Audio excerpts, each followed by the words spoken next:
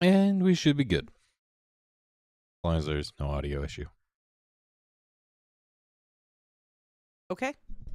Okay. Well, okay. I also didn't ask, are you reading from like your actual book? Or should I pull it up?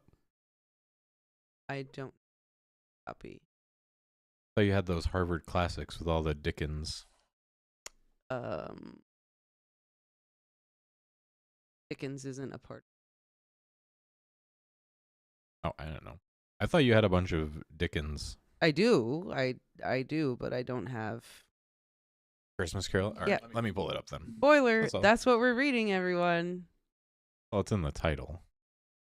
There. No, I don't have a physical copy. I have Great Expectations. I think I still have Oliver Twist. Tale of Two Cities. And I think that's it. I don't think I have any more.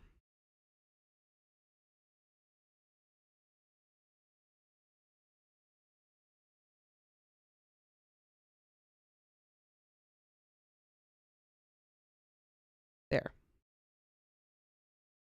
There it is. Happy Hey. Advent, everyone. Happy holidays. Hello, Melanie. Hello, hello. It's probably that. I guess so. I think that's the The original. Christmas Carol and Prose. Being a ghost story of Christmas. Yes, I think that. I did not know it had that long of a name.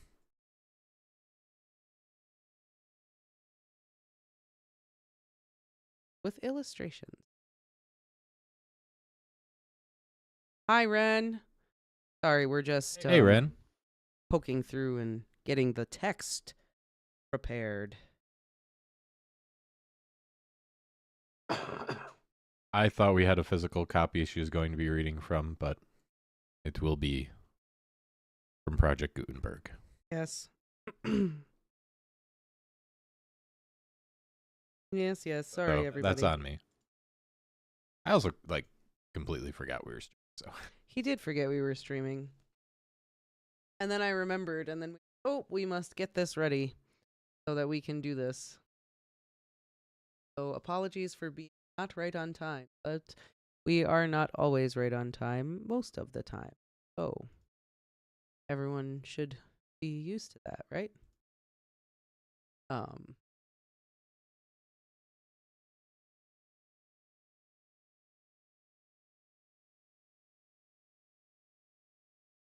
But yeah, we decided we would read a Christmas carol for Christmas time or Yuletide time, holiday time. I've never read it before. Have you read it before? Oh no, I thought you read it before. I've never read it before. Well, I know you've seen the play. yeah, I've seen the play a million times. Yeah. But I've never. I mean, I've seen the Muppets movie. I've seen that a million times too. I love that. That was my favorite version, honestly. The Muppets one? Yeah, it's my favorite version. I've seen the Scrooge McDuck version several times. Ramona watched that a bajillion. I've seen that. Not as good as Muppets.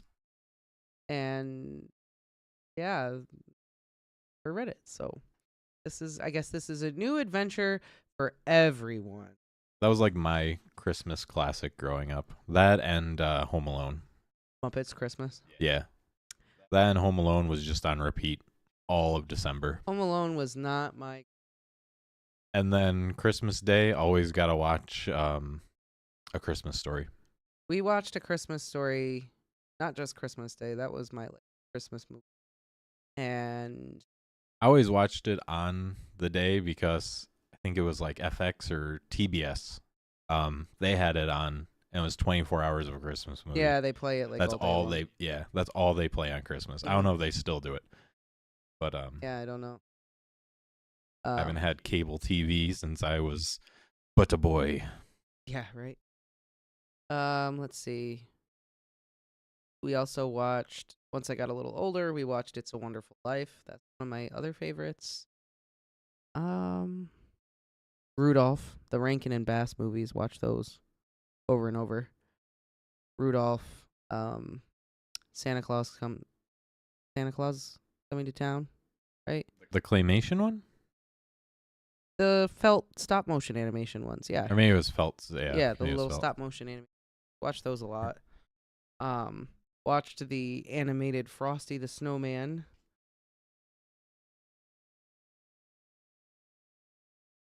Nightmare Before Christmas. A lot of great Christmas movies. Yeah, a lot of good Christmas movies. A lot of good ones. The point being that neither one of us have ever read A Christmas Carol, like one of the classic Christmas stories. It's kind of crazy considering you've read so many of like the classics. I thought for sure that you read it at Yeah, some point. I know. I've read quite a few, and I've never read this. One of the few that I have not read of classic. Okay. So do we want to just jump in and we'll see how it goes? Yeah. Let's just All get right. started. If everyone is ready, let us do it. I know you got to work in the morning, so we'll. But I must up until man. Oh yeah. So, Well, either way. so here we go. We are. My You know- first A Christmas Carol was Mr. Magoo's Christmas Carol in the early 1960s on TV. Mr. Magoo's Christmas Carol? I remember Mr. Magoo. I've never actually saw the Christmas Carol one. I didn't know there was a Christmas Carol. Right. I'm very unfamiliar. Like I know who he is, but I'm not very familiar with him. I mean, I will take your word for it that it is good. Melanie usually has good taste. I don't know, Mr. Magoo wasn't really a thing by the time I was a kid. Although, wasn't there a Steve Martin remake that came out? Yeah. Oh, Or Was it this Steve Martin? Steve Martin or the guy from Naked Gun? I can't Leslie remember who Nielsen? Yeah. I know they look alike, don't they?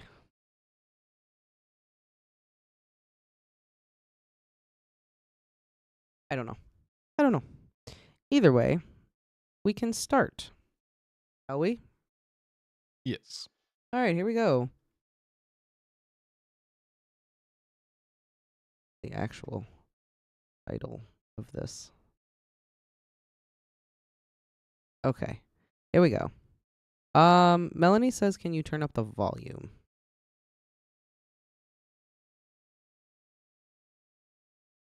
Thank you. Let me know if that's better.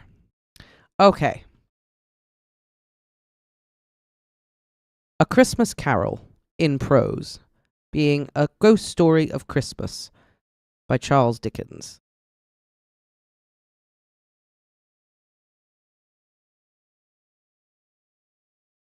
Stave 1.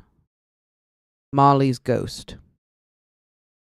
Marley was dead, to begin with. There is no doubt whatever about that.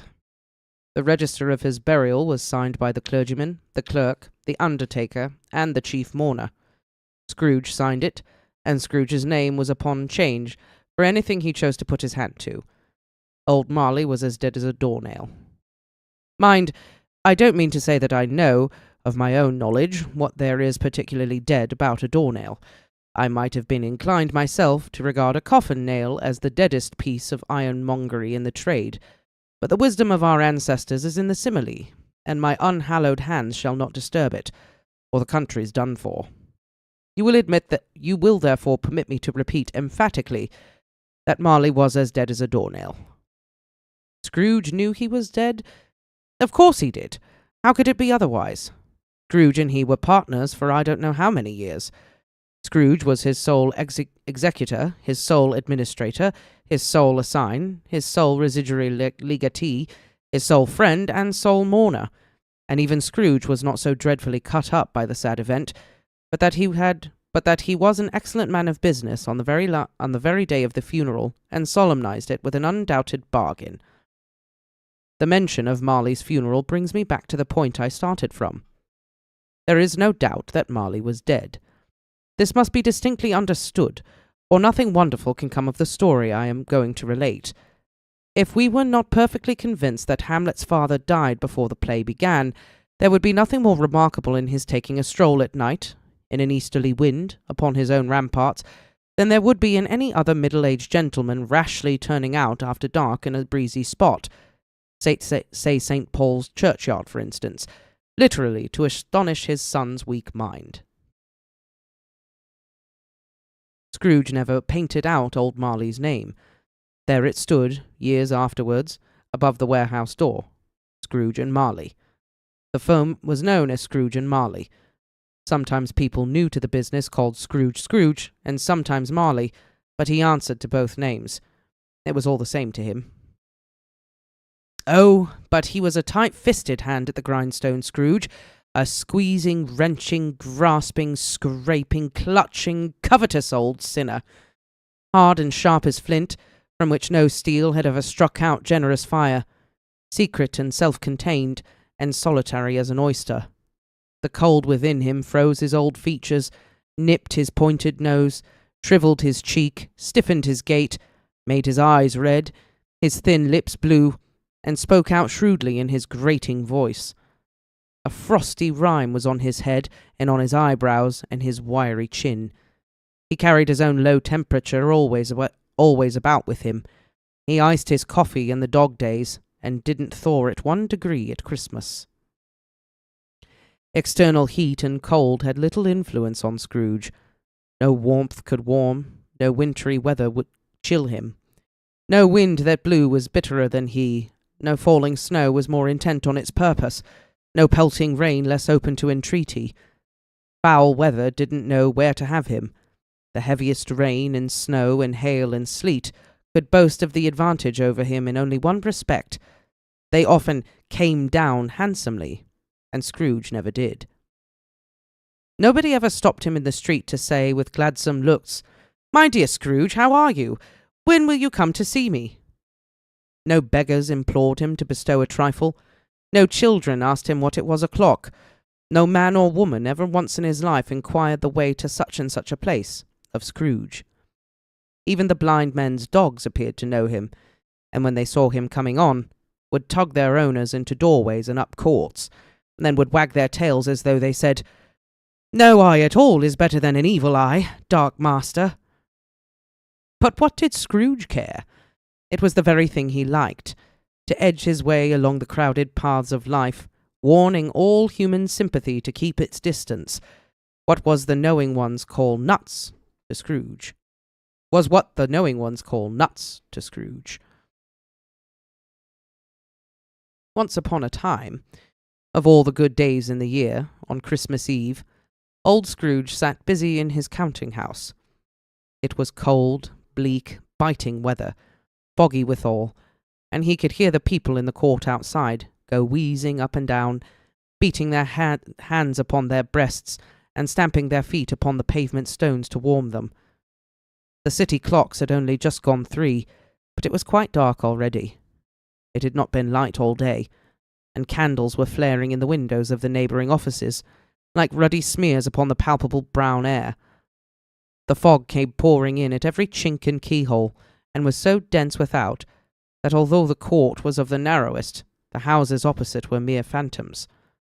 To see the dingy cloud come drooping down, obscuring everything, one might have thought that nature lived hard by, and was brewing on a large scale. The door of Scrooge's counting-house was open that he might keep his eye on his clerk, who was in a dismal little cell beyond, a sort of tank, was copying letters. Who, in a dismal little cell beyond, a sort of tank, was copying letters. Scrooge had a very small fire, but the clerk's fire was so very much smaller that it looked like one coal. But he couldn't replenish it, for Scrooge kept the coal box in his own room, and so as surely as the clerk came in with the shovel, the master predicted that it would be necessary for them to part. Wherefore the clerk put in his white comforter and tried to warm himself at the candle, in which effort, not being a man of a strong imagination, he failed.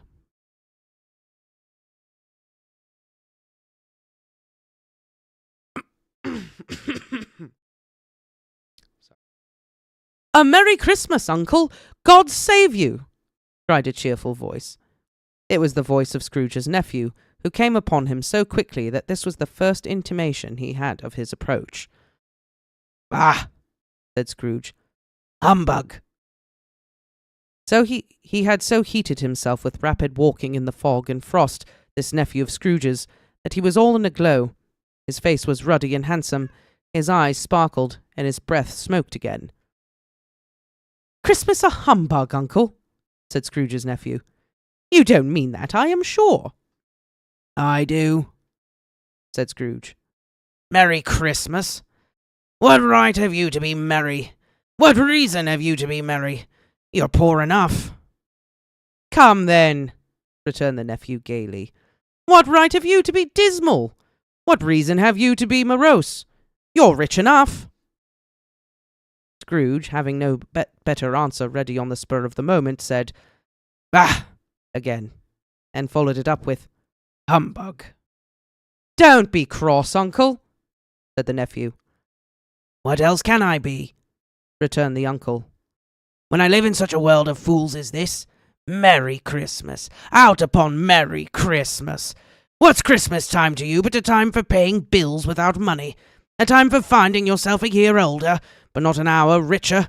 A time for balancing your books and having every item in 'em through a round dozen of months presented dead against you?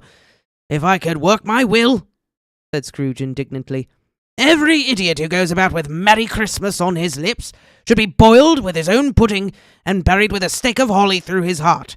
He should." "Uncle," pleaded the nephew. "Nephew!" returned the uncle sternly.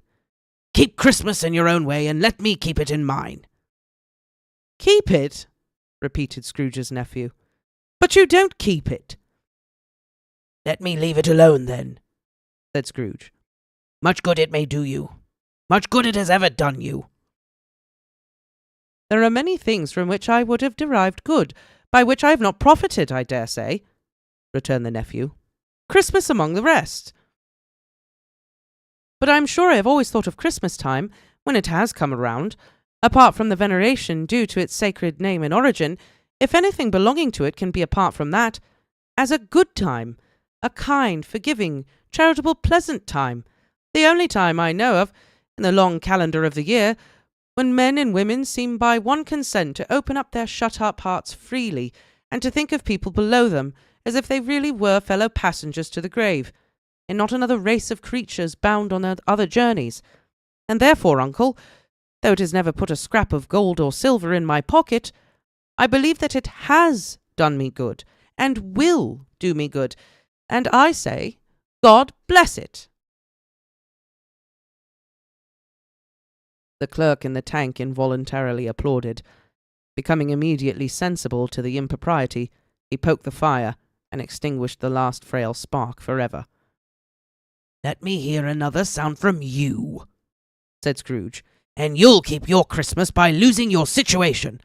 You're quite a powerful speaker, sir," he added, turning to his nephew. "I wonder you don't go into Parliament." "Don't be angry, uncle. Come, dine with us tomorrow." Scrooge said that he would see him. Yes, indeed he did. He went to the whole length of the expression, and said that he would see him in that extremity first. "But why?" cried Scrooge's uncle. "Why?" "Why did you get married?" said Scrooge. "Because I fell in love." "Because you fell in love," growled Scrooge, as if that were the only one thing in the world more ridiculous than a Merry Christmas. "Good afternoon." "Nay, uncle, but you never came to see me before that happened. Why give it as a reason for not coming now?" "Good afternoon," said Scrooge. "I want nothing from you. I ask nothing of you. Why cannot we be friends?" "Good afternoon," said Scrooge. "I am sorry with all my heart to find you so resolute. We've never had any quarrel to which I have been a party, but I have made the trial in homage to Christmas, and I'll keep my Christmas humour to the last. So a Merry Christmas, uncle." "Good afternoon," said Scrooge. "And a Happy New Year." "Good afternoon." said Scrooge. His nephew left the room without an angry word notwithstanding. He stopped at the outer door to bestow the greetings of the season on the clerk, who, cold as he was warmer than Scrooge, for he returned them cordially.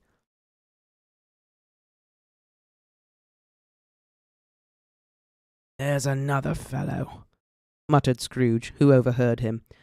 "My clerk, with 15 shillings a week and a wife and a family, talking about a Merry Christmas. I'll retire to Bedlam."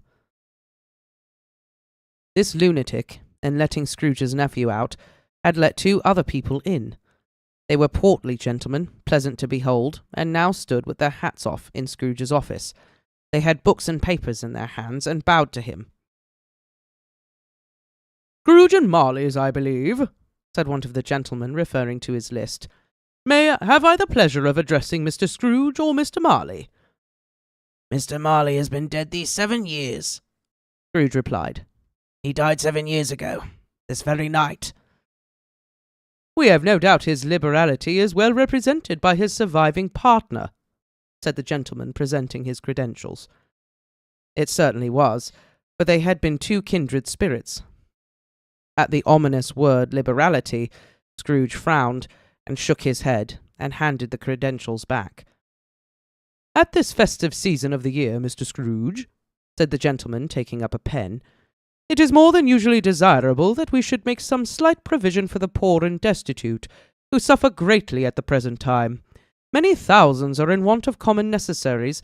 Hundreds of thousands are in want of common comfort, sir." "Are there no prisons?" asked Scrooge. "Plenty of prisons," said the gentleman, laying down the pen again. "And the union workhouses?" demanded Scrooge. "Are they still in operation?" "They are. Still," returned the gentleman. "I wish I could say they were not." "The treadmill and the poor law are in full vigour, then?" said Scrooge. "Both very busy, sir." "Oh, I was afraid from what you said at first that something had occurred to stop them in their useful course," said Scrooge. "I'm very glad to hear it." "Under the impression that they scarcely furnish Christian cheer of mind or body to the multitude," returned the gentleman, "a few of us are endeavouring to raise a fund to buy the poor some meat and drink and means of warmth. We choose this time because it is a time of all others when want is keenly felt and abundance rejoices. What shall I put you down for?" "Nothing," Scrooge replied. "You wish to be anonymous?" "I wish to be left alone," said Scrooge. "Since you ask me what I wish, gentlemen, this is my answer. I don't make merry myself at Christmas, and I can't afford to make idle people merry. I help to support the establishments I have mentioned. They cost enough, and those who are badly off must go there." "Many can't go there, and many would rather die." "If they would rather die," said Scrooge, "they had better do it and decrease the surplus population. Besides, excuse me, I don't know that." "But you might know it," observed the gentleman. "It is not my business," Scrooge returned. "It is enough for a man to understand his own business and not to interfere with other people's. Mine occupies me constantly. Good afternoon, gentlemen." Seeing clearly that it would be useful to pursue their point, the gentleman withdrew. Scrooge resumed his labours with an improved opinion of himself, and in a more facetious temper than was usual with him. Meanwhile, the fog and darkness thickened so that people ran about with flaring links, proffering their services to go before horses and carriages and conduct them on their way. The ancient tower of a church, whose gruff old bell was always peeping slyly down at Scrooge out of a Gothic window in the wall, became invisible, and struck the hours and quarters in the clouds, with tremulous vibrations afterwards, as if its teeth were chattering in its frozen head up there. The cold became intense. In the main street, at the corner of the court, some labourers were repairing the gas pipes, and had lighted a great fire in a brazier, round which a party of ragged men and boys were gathered, warming their hands and winking their eyes before the blaze in rapture. The water-plug being left in solitude, its overflowing sullenly congealed and turned to misanthropic ice. The brightness of the shops, where holly sprigs and berries crackled in the lamp heat of the windows, made pale faces ruddy as they passed. Poulterers' and grocers' trades became a splendid joke, a glorious pageant, with which it was next to impossible to believe that such dull principles as bargain and sale had anything to do. The Lord Mayor, in the stronghold of the mighty mansion house, gave orders to his 50 cooks and butlers to keep Christmas as a Lord Mayor's household should, and even the little tailor, whom he had fined 5 shillings on the previous Monday for being drunk and bloodthirsty in the streets, stirred up tomorrow's pudding in his garret, while his lean wife and the baby sallied out to buy beef. Foggier yet and colder, piercing, searching, biting cold. If the good St. Dunstan had but nipped the evil spirit's nose with a touch of such weather as that, instead of using his familiar weapons, then indeed he would have roared to lusty purpose.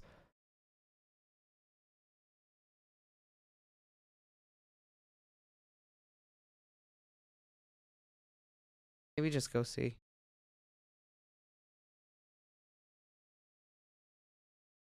The owner of one scant young nose, gnawed and mumbled by the hungry cold as bones are gnawed by dogs, stooped down at Scrooge's keyhole to regale him with a Christmas carol. But at the first sound of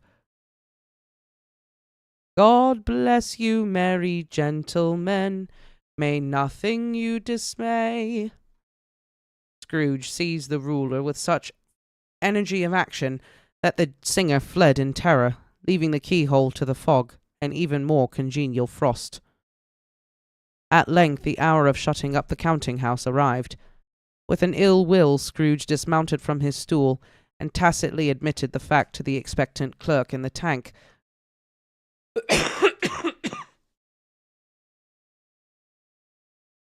who instantly snuffed his candle out and put on his hat.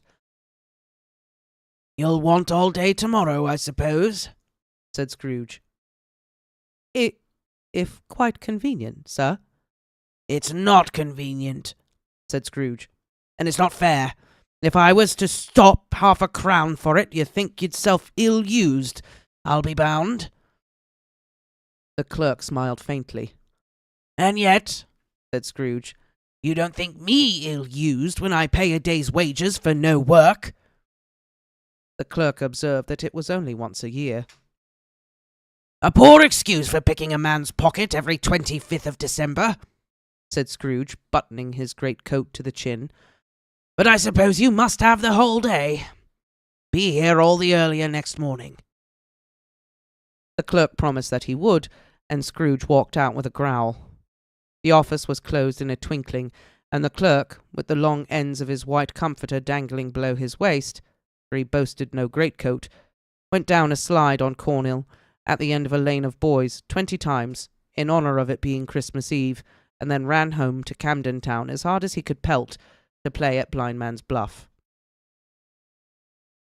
Scrooge took his melancholy dinner in his usual melancholy tavern, and having read all the newspapers and beguiled the rest of the evening with his banker's book, went home to bed.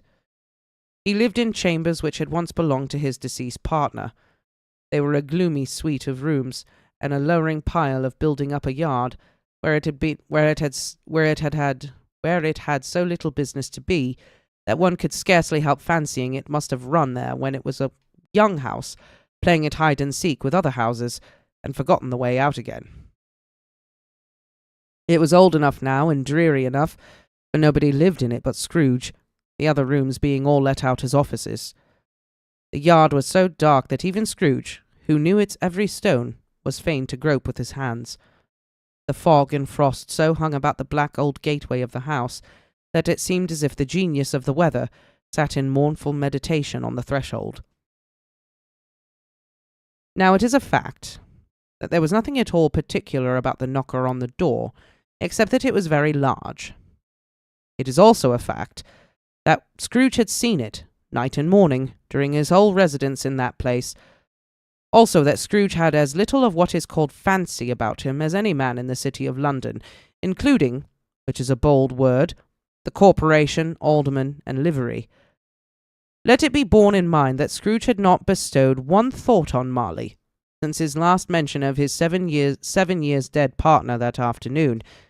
And then let any man explain to me, if he can, how it happened that Scrooge, having his key in the lock of the door, saw in the knocker, without its undergoing any intermediate process of change, not a knocker, but Marley's face.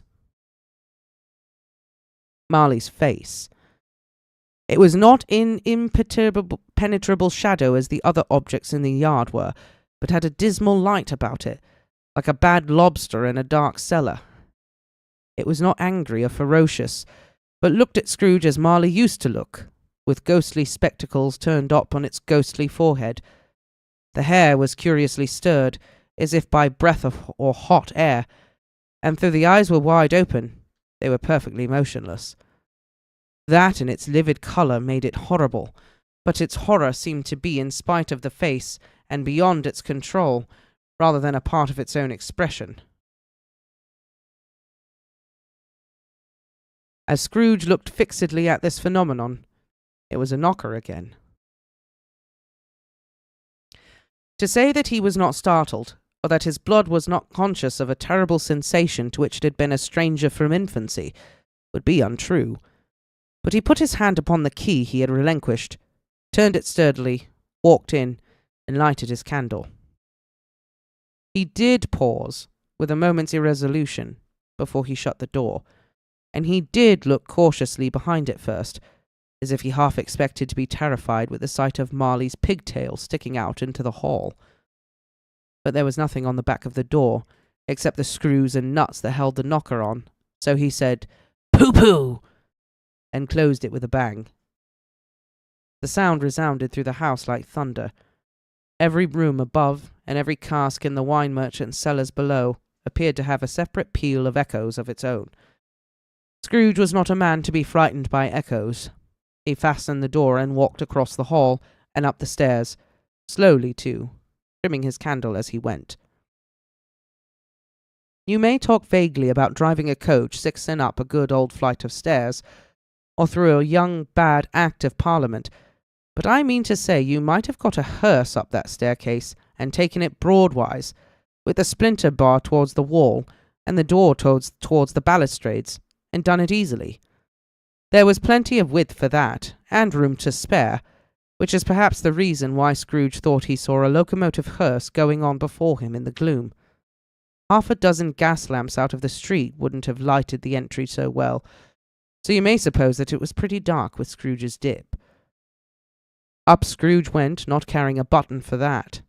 Darkness is cheap, and Scrooge liked it. But before he shut his heavy door, he walked through his rooms to see that all was right. He had just enough recollection of the face to desire to do that. Sitting room, bedroom, lumber room, all as they should be. Nobody under the table, nobody under the sofa, a small fire in the grate, spoon and basin ready, and the little saucepan of gruel — Scrooge had a cold in his head — upon the hob.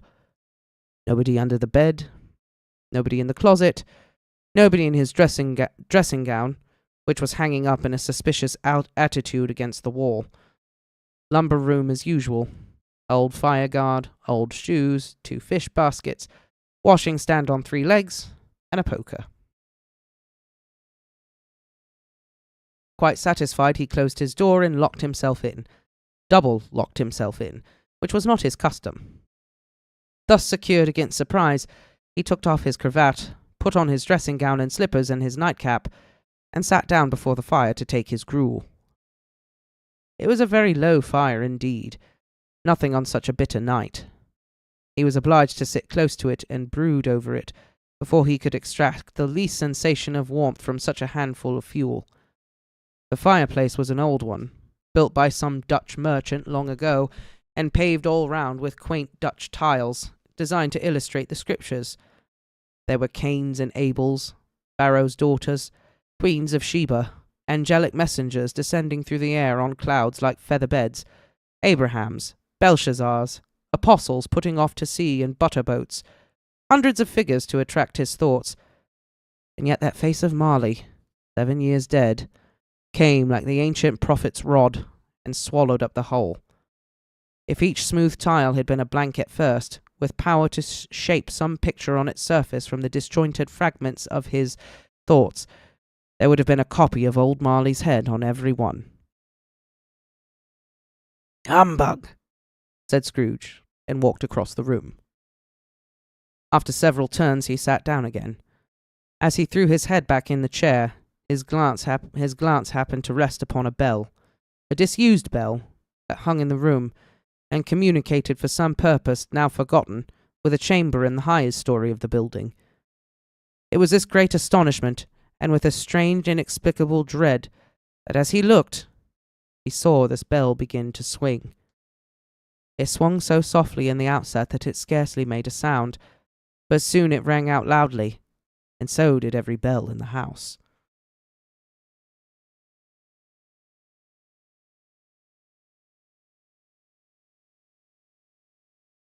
This might have lasted half a minute, or a minute, but it seemed an hour. The bells ceased as they had begun together. They were succeeded by a clanking noise, deep down below, as if some person were dragging a heavy chain over the casks in the wine merchant's cellar. Scrooge then remembered to have heard that ghosts in haunted houses were described as dragging chains. The cellar door flew open with a booming sound, and then he heard the noise much louder, on the floors below, then coming up the stairs, then coming straight towards his door. "It's humbug still," said Scrooge. "I won't believe it." His colour changed, though, when without a pause it came upon through the heavy door, and passed into the room before his eyes.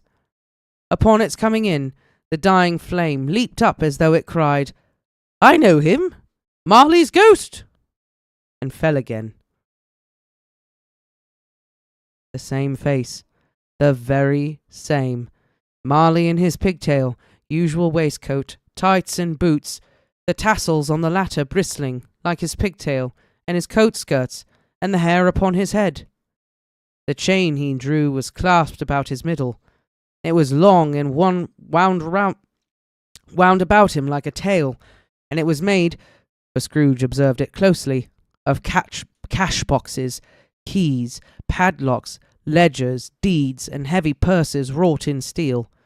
His body was transparent, so that Scrooge, observing him, and looking through his waistcoat, could see the 2 buttons on his coat behind. Scrooge had often heard it said that Marley had no bowels, but he had never believed it until now. No, nor did he believe it even now, though he looked the phantom through and through, and saw it standing before him, though he felt the chilling influence of its death-cold eyes, and marked the very texture of the folded kerchief bound about its head and chin, which wrapper he had not observed before.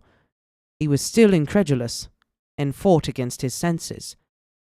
Now, said Scrooge, caustic and cold as ever. "What do you want with me?" "Much." Marley's voice. No doubt about it. "Who are you?" "Ask me who I was." "Who were you, then?" said Scrooge, raising his voice. You're particular, for a shade." He was going to say, "to a shade," but substituted this as more appropriate. "In life, I was your partner, Jacob Marley." Can you sit down?" asked Scrooge, looking doubtfully at him. "I can." "Do it, then." Scrooge asked the question because he did not know whether a ghost so transparent might find himself in a condition to take a chair, and felt that in the event of its being impossible, it might involve the necessity of an embarrassing explanation. But the ghost sat down on the opposite side of the fireplace, as if he were quite used to it. "You don't believe in me," observed the ghost. "I don't," said Scrooge. "What evidence would you have of my reality beyond that of your senses?" "I don't know," said Scrooge. "Why do you doubt your senses?" "Because," said Scrooge, "a little thing affects them. A slight disorder of the stomach makes them cheats. You may be an undigested bit of beef, a blot of mustard, a crumb of cheese, a fragment of an underdone potato. There's more of gravy than of grave about you, whatever you are." Scrooge was not much in the habit of cracking jokes, nor did he feel, in his heart, by any means waggish then. The truth is that he tried to be smart, as a means of distracting his own attention and keeping down his terror, for the spectre's voice disturbed the very marrow in his bones. To sit, staring at those fixed, glazed eyes, in silence for a moment would play, Scrooge felt, the very deuce with him. There was something very awful, too, in the spectre's being provided with an infernal atmosphere of its own. Scrooge could not feel it himself, but this was clearly the case. For though the ghost sat perfectly motionless, its hair and skirts and tassels were still agitated as if by the hot vapour from an oven. "You see this toothpick?" said Scrooge, returning quickly to the charge, for the reason just assigned, and wishing, though it were only for a second, to divert the vision's stony gaze from himself. "I do," replied the ghost. "You are not looking at it," said Scrooge. "But I see it," said the ghost, "notwithstanding." "Well," returned Scrooge, "I have but to swallow this, and be for the rest of my days persecuted by a legion of goblins, all of my own creation. Humbug, I tell you, humbug!" At this the spirit raised a frightful cry and shook its chain with such a dismal and appalling noise that Scrooge held on tight to his chair to save himself from falling in a swoon. But how much greater was his horror when the phantom, taking off the bandage round its head as if it were too warm to wear indoors, its lower jaw dropped down upon its breast. Scrooge fell upon his knees and clasped his hands before his face. "Mercy," he said. "Dreadful apparition, why do you trouble me?" "Man of the worldly mind," replied the ghost, "do you believe in me or not?" "I do," said Scrooge. "I must. But why do spirits walk the earth, and why do they come to me?" "It is required of every man," the ghost returned, "that the spirit within him should walk abroad amongst his fellowmen, and travel far and wide. And if that spirit goes not forth in life, it is condemned to do so after death. It is doomed to wander through the world. Oh, woe is me! And witness what it cannot share, but might have shared on earth, and turn to happiness." Whoa! Whoa! What is happening right now? Hang on, sorry. The text has been disturbed.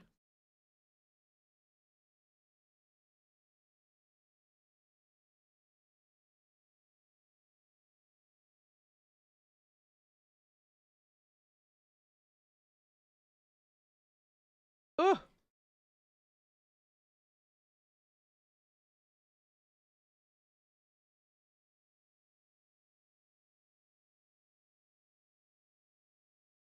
Sorry. Trying to find it.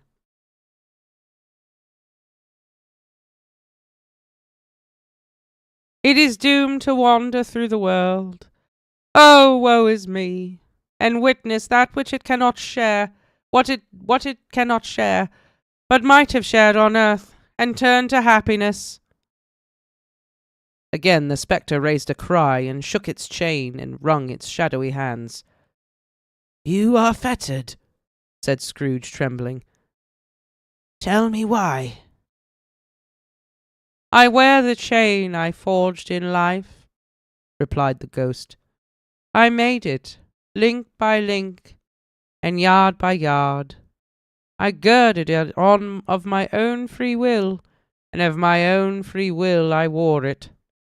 Is its pattern strange to you?" Scrooge trembled more and more. "Or would you know," pursued the ghost, "the weight and length of the strong coil you bear yourself? It was full as heavy and as long as this 7 Christmas Eves ago. You have laboured on it since. It is a ponderous chain." Scrooge glanced about him on the floor. in the expectation of finding himself surrounded by some 50 or 60 fathoms of iron cable, but he could see nothing. "Jacob," he said imploringly. "Old Jacob Marley, tell me more. Speak comfort to me, Jacob." "I have none to give," the ghost replied. "It comes from other regions, Ebenezer Scrooge, and is conveyed by other ministers to other kinds of men. Nor can I tell you what I would. A very little more is all permitted to me. I cannot rest, I cannot stay, I cannot linger anywhere. My spirit never walked beyond our counting-house. Mark me, in life my spirit never roved beyond the narrow limits of our money-changing hole, and weary journeys lie before me." It was a habit with Scrooge, whenever he became thoughtful, to put his hands in his breeches pockets. Pondering on what the ghost had said, he did so now, but without lifting up his eyes or getting off his knees. "You must have been very slow about it. Jacob," Scrooge observed in a business-like manner, though with humility and deference. "Slow," the ghost repeated. 7 years dead," mused Scrooge. "And travelling all the time?" "The whole time," said the ghost. "No rest, no peace, incessant torture of remorse." "You travel fast?" said Scrooge.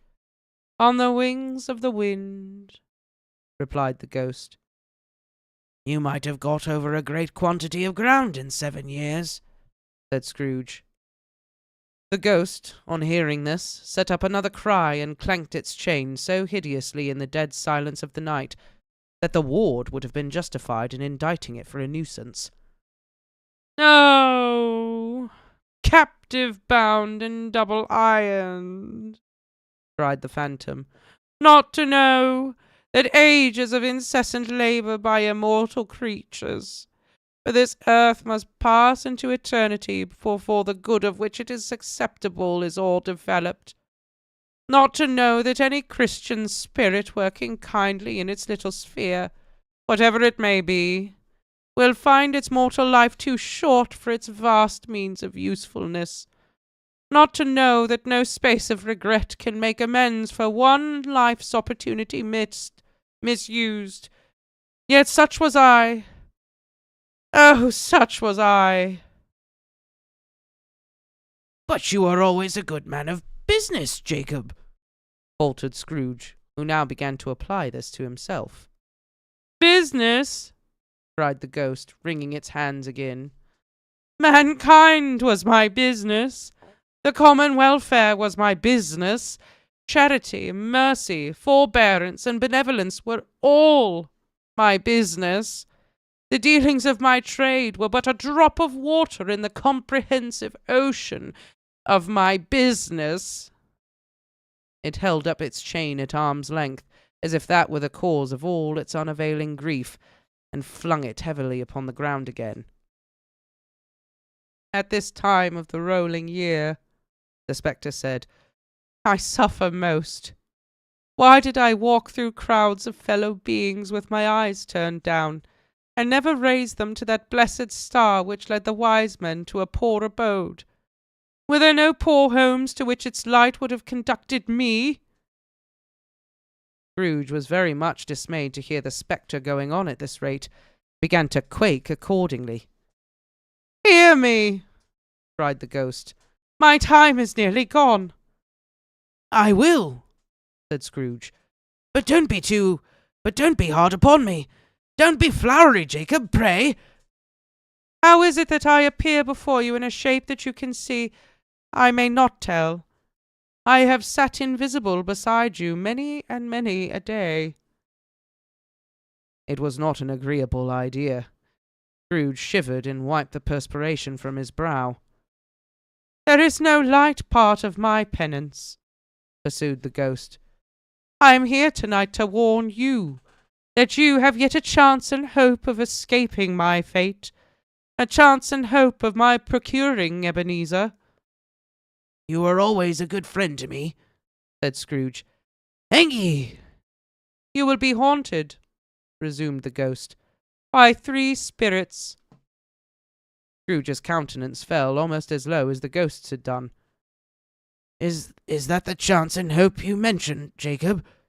He demanded in a faltering voice. It is. I think I'd rather not, said Scrooge. Without their visits, said the ghost, you cannot hope to shun the path I tread. Expect the first tomorrow, when the bell tolls 1. Couldn't I take them all at once and have it over, Jacob? Expect the second on this next night at the same hour, the third upon the next night when the last stroke of 12 has ceased to vibrate. Look to see me no more, and look that, for your own sake, you remember what has passed between us. When it had said these words, the spectre took its wrapper from the table and bound it round its head as before. Scrooge knew this by the smart sound of its teeth made when the jaws were brought together again by the bandage. He ventured to raise his eyes again, and found his supernatural visitor confronting him in an erect attitude, with its chain wound over and about its arm. The apparition walked backward from him, and at every step it took, the window raised itself a little, so that when the spectre reached it, it was wide open. It beckoned Scrooge to approach, which he did.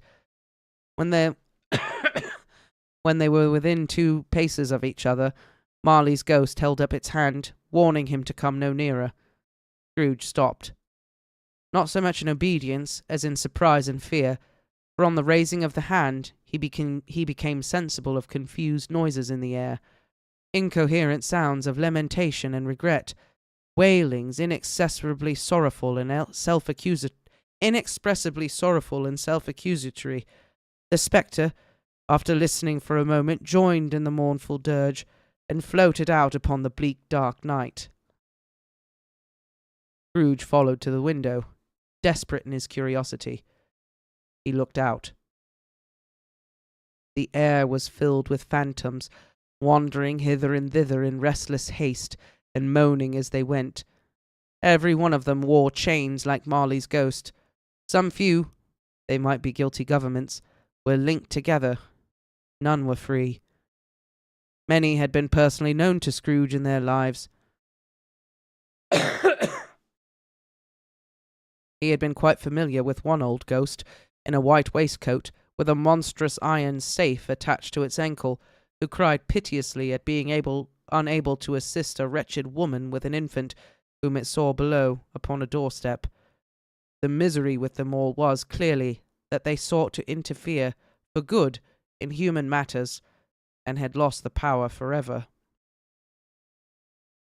Whether these creatures faded into mist, or mist enshrouded them, he could not tell, but they had, and their spirit voices faded together, and the night became as it had been when he walked home. Scrooge closed the window, and examined the door by which the ghost had entered. It was double locked, as he had locked it with his own hands, and the bolts were undisturbed. He tried to say humbug, but stopped at the first syllable.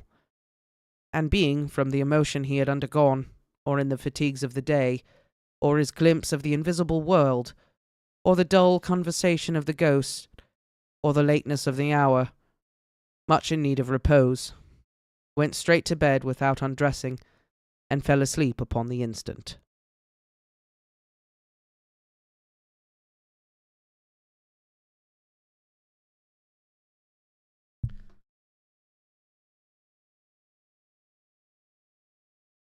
Hello, Veronica. Hello, Shelby. Hello, Kayla. Thank you for popping in. We got another listener. Really likes the story. Do you like it, BD? You know, so my first reaction to this is I love the like old timely references and stuff. Like, good afternoon, sir. I said good afternoon. I said good afternoon. Or it glowed like a bad lobster in a basement. Yeah, in a dark cellar. Yeah. Does bad lobster glow? What? Where did that come from? I saw that. I like took note of that little description too, and I was like, that's interesting. That's a good one. Oh, and there was like one other one I can't remember, but that was like my favorite part of this so far is just hearing all these different like analogies and metaphors that they used to have. This is surprisingly funny. It is. It's pretty great. It's very funny. Old dead as a doornail thing. I don't know where the phrase comes from, but I need you to understand Marley was definitely deceased. I also love like Scrooge just met a ghost and his, reaction is pretty calm for the situation. And then Marley's like, yeah, you're going to meet 3 ghosts. And what does Scrooge have to say? Yeah, can we do like a group session? I got an early morning, so.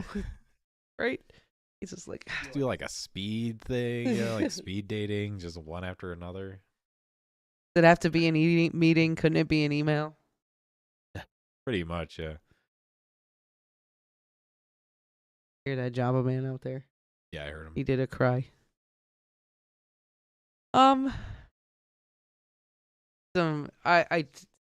The Harry Potter references. Oh my goodness. There's what Harry Potter reference? I picked up so much Harry Potter from this. Other than like you using Sirius's voice for Scrooge, not really. I do love your Marley, by the way. Oh. That's great. Oh, thank you. That was fun. I was like, what if I did kind of an Uncle Vernon, but higher pitch? Is it snowing here? Oh, yeah. Yeah, it's snowing. It's been snowing all day. Snowing all day. We haven't gotten a ton of snow, though. It's only like a few inches. Very windy and cold. More than anything. The snow hasn't been terrible. But, no, like the chains carries very much like the Bloody Baron is all covered in chains. Yeah. And I don't know, the way that Marley talks is giving Moaning Myrtle. Woe is me. Yeah. Oh, my life was terrible, and now I'm stuck as a ghost forever, and it sucks. My life was... Yeah. It's Wait, what? Jackson. He just muted my mic. I got worried there. I thought my mic had been muted for like this whole time. Oh. I'm like, what? Oh. I mean, maybe it was muted for a hot minute, but yeah. Keeps like rolling over onto my keyboard. Yeah, I don't know. I feel like Marley was giving Moaning Myrtle. No, I could definitely see it. Look who else came to listen to. I was petting her before.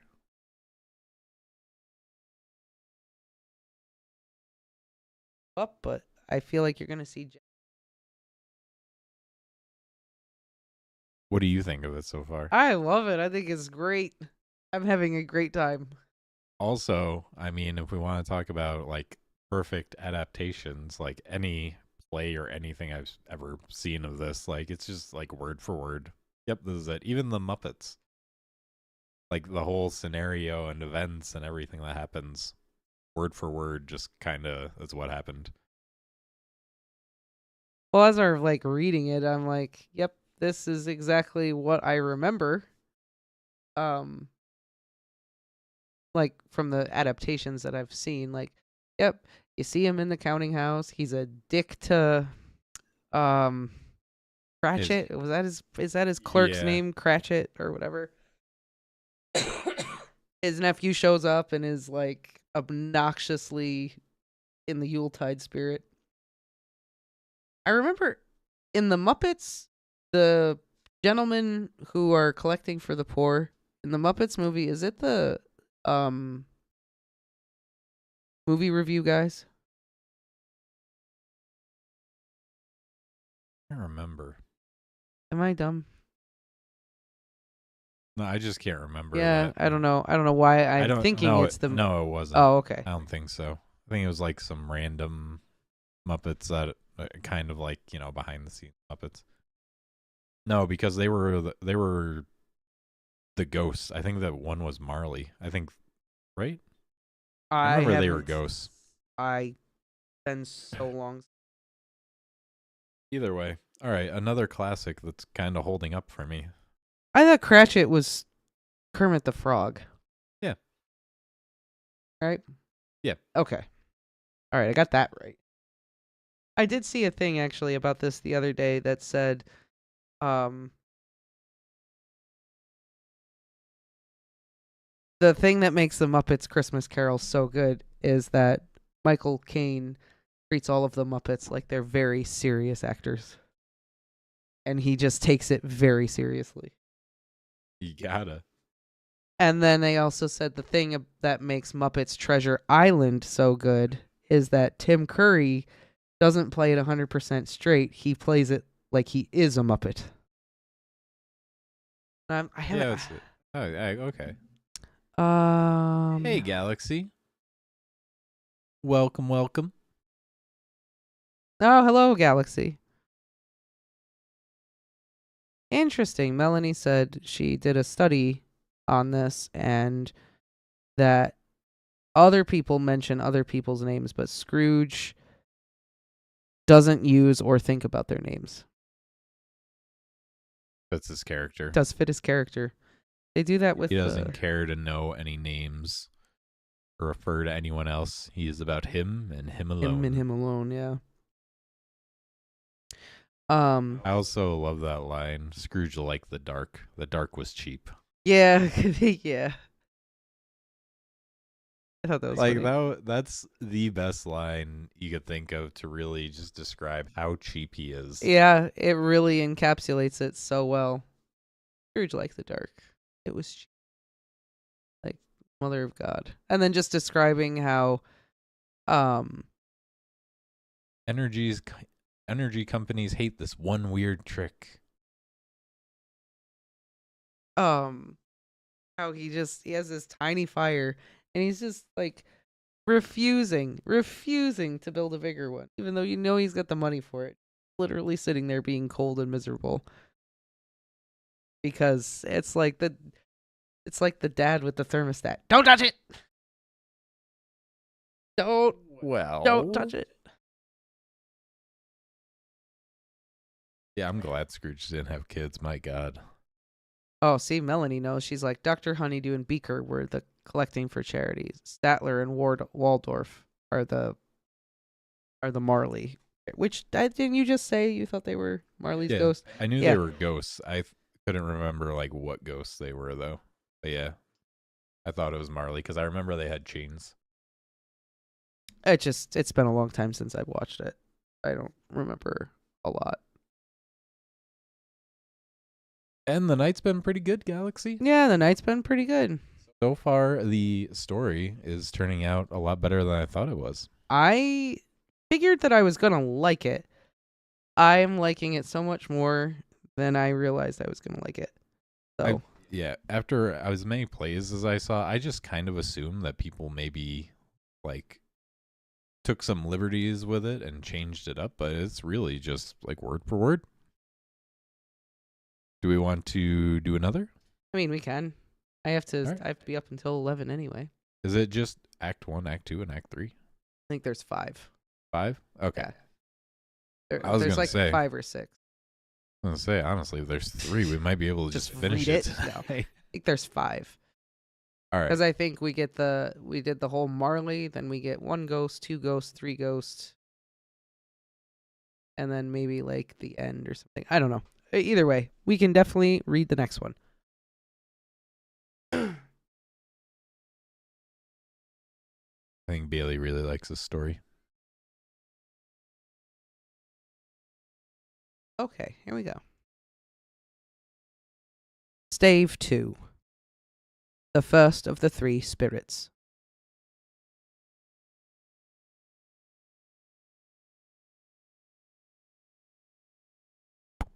Okay. When Scrooge awoke, it was so dark that looking out of bed, he could scarcely distinguish the transparent window from the opaque walls of his chamber. He was endeavouring to pierce the darkness with his ferret eyes when the chimes of a neighbouring church struck the 4 quarters, so he listened for an hour. To his great astonishment, the heavy bell went on from 6 to 7, and from 7 to 8, and regularly up to 12, then stopped. 12! It was past 2 when he went to bed. The clock was wrong. An icicle must have got into the works. 12! He touched the spring of his repeater to correct this most preposterous clock. Its rapid little pulse beat 12, and stopped. "Why, it isn't possible," said Scrooge, "that I can have slept through a whole day and far into another night. It isn't possible that anything has happened to the sun, and this is 12 at noon." The idea being an alarming one, he scrambled out of bed and groped his way to the window. He was obliged to rub the frost off with the sleeve of his dressing gown before he could see anything, and he could see very little then. All he could make out was that it was still very foggy and extremely cold, and there was no noise of people running to and fro and making a great stir, as there unquestioningly would have been if night had beaten off bright day and taken possession of the world. This was a great relief because 3 days after 8 of this first exchange paid to Mr. Ebenezer Scrooge or his order, and so forth, would have become a mere United States' security if there were no days to count by. Scrooge went to bed again and thought, and thought, and thought it over and over and over, and could make nothing of it. The more he thought, the more perplexed he was, and the more he endeavoured not to think, the more he thought. Marley's ghost bothered him exceedingly. Every time he resolved within himself, after mature inquiry, that it was all a dream, his mind flew back again, like a strong spring released, to its first position, and presented the same problem to be worked all through. Was it a dream or not? Scrooge lay in this state until the chime had gone 3/4 more, when he remembered, on a sudden, that the ghost had warned him of a visitation when the bell tolled 1. He resolved to lie awake until the hour was past, and considering that he could no more go to sleep than go to heaven, this was perhaps the wisest resolution in his power. The quarter was so long that he was more than once convinced he must have sunk into a doze unconsciously and missed the clock. At length it broke upon his listening ear. Ding dong. "A quarter past," said Scrooge, counting. Ding dong. "Half past," said Scrooge. Ding dong. "A quarter to it," said Scrooge. Ding dong. "The hour itself," said Scrooge triumphantly. "and nothing else." He spoke before the hour bell sounded, which it now did with a deep, dull, hollow, melancholy 1. Light flashed up in the room upon the instant, and the curtains of his bed were drawn. The curtains of his bed were drawn aside, I tell you, by a hand. Not the curtains at his feet, nor the curtains at his back, but those to which his face was addressed. The curtains of his bed were drawn aside, and Scrooge, starting up into a half-recumbent attitude, found himself face to face with the unearthly visitor who drew them, as close to it as I am now to you, and I am standing in the spirit at your elbow. It was a strange figure, like a child, yet not so like a child as like an old man, viewed through some supernatural medium, which gave him the appearance of having receded from the view, and being diminished to a child's proportions. Its hair, which hung about its neck and down its back, was white as if with age, and yet the face had not a wrinkle in it, and the tenderest bloom was on the skin. The arms were very long and muscular, the hands the same, as if its hold were of uncommon strength. Its legs and feet, most delicately formed, were like those upper members, bare. It wore a tunic of the purest white, and round its waist was bound a lustrous belt, the sheen of which was beautiful. It held a branch of fresh green holly in its hand, and, in singular contradiction of that wintry emblem, had its dress trimmed with summer flowers. But the strangest thing about it was that from the crown of its head was sprung a bright, clear jet of light, by which all of this was visible, and which was doubtless the occasion of its using, in its duller moments, a great extinguisher for a cap, which it now held under its arm. Even this, though, when Scrooge looked at it with increasing steadiness, was not its strangest quality. For as its belt sparkled and glittered now in one part and now in another, and what was light one instant at another time was dark, so the figure itself fluctuated in its distinctness, being now a thing with one arm, now with one leg, now with 20 legs, now a pair of legs without a head, now a head without a body, of which dissolving parts no outline would be visible in the dense gloom wherein they melted away. And in the very wonder of this, it would be itself again, distinct and clear as ever. "Are you the spirit, sir, whose coming was foretold to me?" asked Scrooge. "I am." The voice was soft and gentle, singularly low, as if instead of being so close beside him, it were at a distance. "Who and what are you?" Scrooge demanded. "I am the ghost of Christmas past." "Long past?" inquired Scrooge, observant of its dwarfish stature. "No, your past."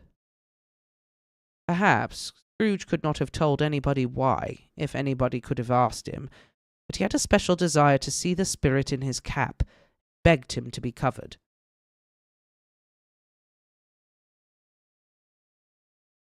"What?" exclaimed the ghost. "Would you have so soon put out, with worldly hands, the light I give?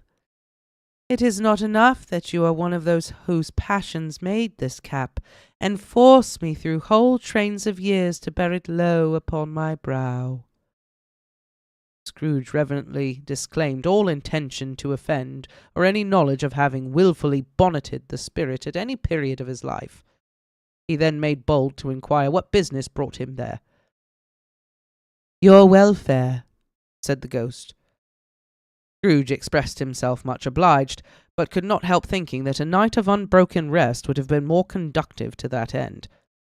The spirit must have heard him thinking, for it said immediately, "Your reclamation, then. Take heed." It put out its strong hand as it spoke, and clasped him gently by the arm. "Rise, and walk with me." It would have been in vain for Scrooge to plead that the weather and the hour were not adapted to pedestrian purposes, that bed was warm and the thermometer a long way below freezing, that he was clad but lightly in his slippers, dressing-gown, and nightcap, and that he had a cold upon him at the time. The grasp, though gentle as a woman's hand, was not to be resisted. He rose, but finding that the spirit made towards the window, clasped his robe in supplication. "I am a mortal," Scrooge remonstrated, "and liable to fall."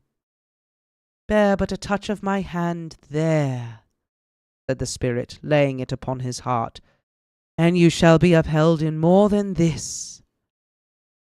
As the words were spoken, they passed through the wall, and stood upon an open country road, with fields on either hand.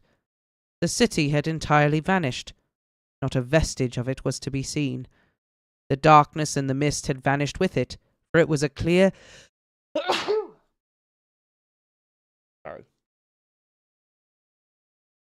For it was a clear, cold winter day, with snow upon the ground. "Good heaven!" said Scrooge, clasping his hands together as he looked about him. "I was bred in this place. I was a boy here." The spirit gazed upon him mildly. Its gentle touch, though it had been light and instantaneous, appeared still present to the old man's sense of feeling. He was conscious of 1,000 odours floating in the air, each one connected with 1,000 thoughts and hopes and joys and cares, long, long forgotten. "Your lip is trembling," said the ghost. "And what is that upon your cheek?"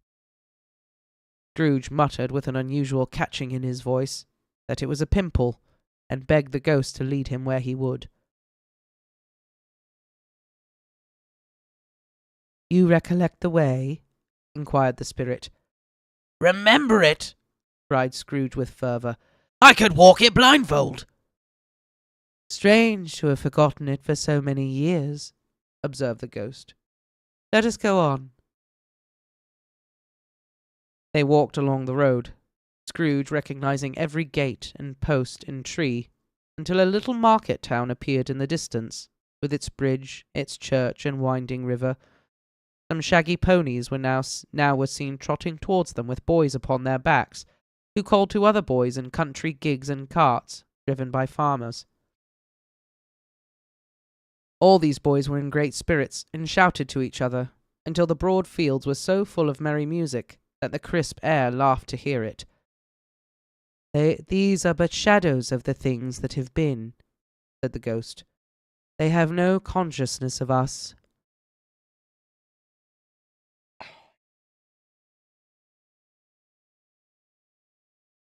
The jocund travellers came on, and as they came, Scrooge knew and named them every one. Why was he rejoiced beyond all bounds to see them? Why did his cold eye glisten and his heart leap up as they went past? Why was he filled with gladness when he had heard them give each other Merry Christmas as they parted at crossroads and byways for their several homes? What was Merry Christmas to Scrooge? Out upon Merry Christmas! What good had it ever done to him? "The school is not quite deserted," said the ghost. "A solitary child, neglected by his friends, is left there still." Scrooge said he knew it, and he sobbed. They left the high road, by a well-remembered lane, and soon approached a mansion of dull red brick, with a little weathercock-surmounted cupola on the roof, and a bell hanging in it. It was a large house, but one of broken fortunes, for the spacious offices were little used, their walls were damp and mossy, their windows broken, and their gates decayed. Fowls clucked and strutted in the stables, and the coach-houses and sheds were overrun with grass. Nor was it more retentive of its ancient state within, for entering the dreary hall and glancing through the open doors of many rooms, they found them poorly furnished, cold and vast. There was an earthy savour in the air, a chilly bareness in the place, which associated itself somehow with too much getting up by candlelight and not enough to eat. They went, the ghost and Scrooge, across the hall to a door at the back of the house. It opened before them and disclosed a long, bare, melancholy room, made barer still by lines of plain deal forms and desks. At one of these a lonely boy was reading near a feeble fire, and Scrooge sat down upon a form and wept to see his poor forgotten self as he used to be. Not a latent echo in the house, not a squeak and a scuffle from the mice behind the panelling, not a drip from the half-thawed water-spout in the dull yard behind, not a sigh among the leafless boughs of one despondent poplar, not the idle swinging of an empty storehouse door. No, not a clicking in the fire, but fell upon the heart of Scrooge with a softening influence, and gave a freer passage to his tears. The spirit touched him on the arm and pointed to his younger self, intent upon his reading. Suddenly a man, in foreign garments, wonderfully real and distinct to look at, stood outside the window, with an axe struck in his belt, and leading by the bridle an ass laden with wood. "Why, it's Ali Baba!" Scrooge exclaimed in ecstasy. "It's dear old honest Ali Baba! Yes, I know. One Christmas time, when yonder solitary child was left here all alone, he did come, for the first time, just like that. Poor boy. And Valentine," said Scrooge, "and his wild brother Orson, there they go. And what's his name, who was put down in his drawers asleep at the gate of Damascus? Don't you see him?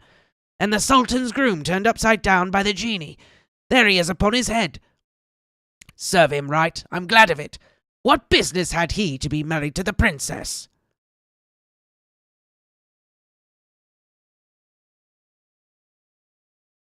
to hear Scrooge expending all the earnestness of his nature on such subjects in a most extraordinary voice between laughing and crying, and to see his heightened and excited face, would have been a surprise to his business friends in the city indeed. I don't know, I'm like dying over here. "There's the parrot!" cried Scrooge. "Green body and yellow tail, with a thing like a lettuce growing out the top of its head. There he is! Poor Robinson Crusoe, he called him, when he came home again after sailing round the island. Poor Robinson Crusoe! Where have you been, Robinson Crusoe? The man thought he was dreaming, but he wasn't. It was the parrot, you know. There goes Friday, running for his life to the little creek. Halloa! Hoop! Halloo!" Then, with a rapidity of transition very foreign to his usual character, he said in a pity for his former self, "Poor boy," and cried again. "I wish—" Scrooge muttered, putting his hand in his pocket and looking about him after drying his eyes with his cuff. "But it's too late now." "What is the matter?" asked the spirit. "Nothing," said Scrooge. "Nothing. There was a boy singing a Christmas carol at my door last night. I should have liked to have given him something. That's all." The ghost smiled thoughtfully and waved its hand, saying as it did so, "Let us see another Christmas." Scrooge's former self grew larger at the words, and the room became a little darker and more dirty. The panels shrunk, the windows cracked. Fragments of plaster fell out of the ceiling, and the naked laths were shown instead. But how all this was brought about, Scrooge knew no more than you.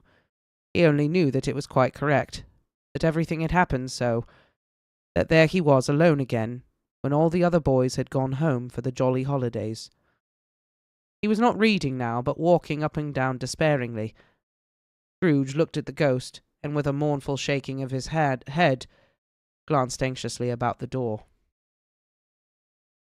It opened, and a little girl, much younger than the boy, came darting in, and putting her arms about his neck, and often kissing him, addressing him as her dear, dear brother. "I've come to bring you home, dear brother," said the child, clapping her tiny hands and bending down to laugh. "To bring you home, home, home." "Home, little Fran?" returned the boy. "Yes," said the child, brimful of glee. "Home for good and all, home for ever and ever. Father is so much kinder than he used to be, that home's like heaven. He spoke so gently to me one dear night when I was going to bed, that I was not afraid to ask him once more if you might come home, and he said yes, you should, and sent me in a coach to bring you. And you're to be a man," said the child, opening her eyes, "and are never to come back here. But first we're to be together all the Christmas long, and have the merriest time in all the world." "You are quite a woman, little Fran," exclaimed the boy. She clapped her hands and laughed, and tried to touch his head, but being too little, laughed again, and stood on tiptoe to embrace him. Then she began to drag him in her childish eagerness towards the door, and he, nothing loth to go, accompanied her. A terrible voice in the hall cried, "Bring down Master Scrooge's box, there!" And in the hall appeared the schoolmaster himself, who glared on Master Scrooge with a ferocious condescension, and threw him into a dreadful state of mind by shaking hands with him. He then conveyed him and his sister into the veriest old well of a shivering best parlour that ever was seen, where the maps upon the wall, and the celestial and terrible globes in the windows, were waxy with cold. Here he produced a decanter of curiously light wine, and a block of curiously heavy cake, and administered instalments of those dainties to the young people, at the same time sending out a meagre servant to offer a glass of something to the postboy, who answered that he thanked the gentleman, but if it was the same tap as he had tasted before, he had rather not. Master Scrooge's trunk being by this time tied on to the top of the chaise, the children bade the schoolmaster good-bye right willingly, and getting into it, drove gaily down the garden sweep, the quick wheels dashing the hoarfrost and snow from off the dark leaves of the evergreens like spray. "Always a delicate creature, whom a breath might have withered," said the ghost. "But she had a large heart." "So she had," cried Scrooge. "You are right. I will not gainsay it, Spirit. God forbid." "She died a woman," said the ghost, "and had, as I think, children?" "One child," Scrooge returned. "True," said the ghost. "Your nephew." Scrooge seemed uneasy in his mind and answered briefly, "Yes." Although they had but that moment left the school behind them, they were now in the busy thoroughfares of a city, where shadowy passengers passed and repassed, where shadowy carts and coaches battled for the way, in all the strife and tumult of a real city were. It was made plain enough by the dressing of the shops that there too it was Christmas time again, but it was evening, and the streets were lighted up. The ghost stopped at a certain warehouse door and asked Scrooge if he knew it. "Know it?" said Scrooge. "Was I apprenticed here?" They went in. At sight of an old gentleman in a Welsh wig, sitting behind such a high desk that if he had been 2 inches taller he must have knocked his head against the ceiling, Scrooge cried in great excitement, "Why, it's old Fezziwig! Bless his heart, it's Fezziwig alive again!" Old Fezziwig laid down his pen and looked up at the clock, which pointed to the hour of 7. He rubbed his hands, adjusted his capacious waistcoat, laughed all over himself, from his shoes to his organ of benevolence, and called out in a comfortable, oily, rich, fat, jovial voice, "Yo-ho there! Ebenezer! Dick!" Scrooge's former self, now a grown young man, came briskly in, accompanied by his fellow prentice. "Dick Wilkins, to be sure," said Scrooge to the ghost. "Bless me, yes, there he is. He was very much attached to me, was Dick. Poor Dick. Dear, dear." "Yo-ho, my boys," said Fezziwig. "No more work tonight. Christmas Eve, Dick. Christmas, Ebenezer. Let's have the shutters up," cried old Fezziwig with a sharp clap of his hands, "before a man can say Jack Robinson." You wouldn't believe how those two fellows went at it. They charged into the street with the shutters. 1, 2, 3, had 'em up in their places. 4, 5, 6, barred 'em and pinned 'em. 7, 8, 9, and came back before you could have got to 12, panting like racehorses. "Hilly-ho!" cried old Fezziwig, skipping down from the high desk with wonderful agility. "Clear away, my lads, and let's have lots of room here. Hilly-ho, Dick! Cheer up, Ebenezer!" Clear away. There was nothing they wouldn't have cleared away, or couldn't have cleared away, with old Fezziwig looking on. It was done in a minute. Every movable was packed off, as if it were dismissed from public life for evermore. The floor was swept and watered, the lamps were trimmed, fuel was heaped upon the fire, and the warehouse was as snug and warm and dry and bright a ballroom as you would desire to see upon a winter's night. In came a fiddler with a music book, and went up to the lofty desk and made an orchestra of it, and tuned like 50 stomach aches. In came Mrs. Fezziwig, one vast substantial smile. In came 3 Miss Fezziwigs, beaming and lovable. In came the 6 young fellows whose hearts they broke. In came all the young men and women employed in the business. In came the housemaid, with her cousin the baker. In came the cook, with her brother's particular friend the milkman. In came the boy from over the way, who was suspected of not having board enough from his master, trying to hide himself behind the girl from next door but one, who was proved to have had her ears pulled by her mistress. In they all came, one after another, some shyly, some boldly, some gracefully, some awkwardly, some pushing, some pulling. In they all came, anyhow and everyhow. Away they all went, 20 couple at once, hands half round and back again the other way, down the middle and up again, round in various stages of affectionate grouping. Old top couple always turning up in the wrong place, new top couple starting off again as soon as they got there, all top couples at last, and not a bottom one to help them. When this result was brought about, old Fezziwig, clapping his hands to stop the dance, cried out, "Well done!" And the fiddler plunged his hot face into a pot of porter, specially provided for that purpose. But scorning the rest upon his reappearance, he instantly began again, though there were no dancers yet, as if the other fiddler had been carried home, exhausted on a shutter, and he were a brand new man, resolved to beat him out of sight or perish.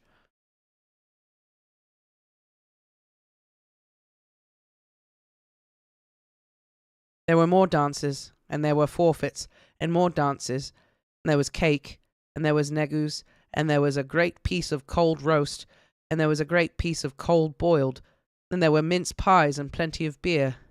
But the great effect of the evening came after the roast and boiled, when the fiddler, an artful dog, mind, the sort of man who knew his business better than you or I could have told it him, struck up Sir Roger de Coverley.